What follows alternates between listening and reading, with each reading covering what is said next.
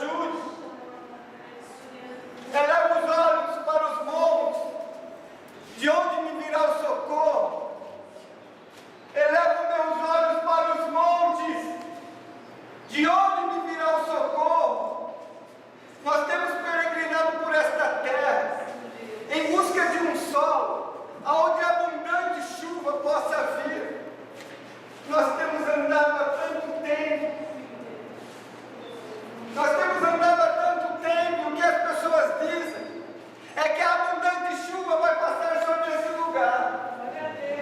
As pessoas têm dito isso para a gente, que a abundante chuva passará sobre esse lugar. Será que nós podemos acreditar nisso?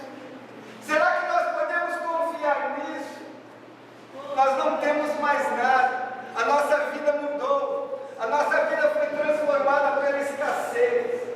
Por isso, nós temos andado há tanto tempo em busca de um sol, onde a gente possa plantar a nossa semente e possa nascer uma grande árvore. Eu quero acreditar que essa abundante chuva virá sobre este lugar. Depois de tanto tempo, a única coisa que nos restou foi a nossa semente. Olhem as nossas mãos. Eu tenho semente nas minhas mãos. De repente você entrou aqui, para esse ambiente, e você disse: eu tenho uma semente. Será que a sua semente essa noite é a sua cura? Será que a sua semente hoje é a sua família? Será que a sua semente hoje é a sua casa? Eu gostaria de, junto com você, plantar em família a nossa semente. Vamos plantar em família a nossa semente. É isso que eu quero fazer. Eu quero confiar nisso. A abundante chuva virá sobre esse lugar. Há quanto tempo estamos esperando? Há quanto tempo essa abundante chuva?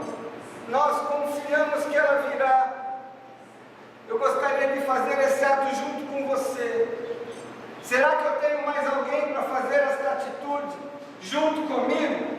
Tem mais alguém para semear essa semente junto comigo?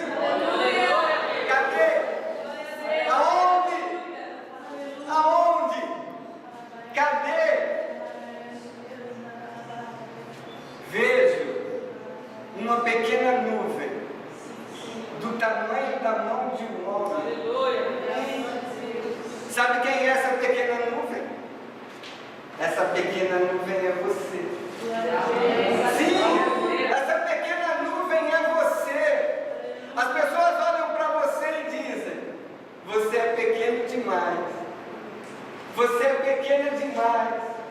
De você não pode jorrar nada. Mas é de você. É de você que o Senhor vai enviar uma abundante chuva. Eu gostaria que você, junto comigo, gritasse. Se coloque de pé.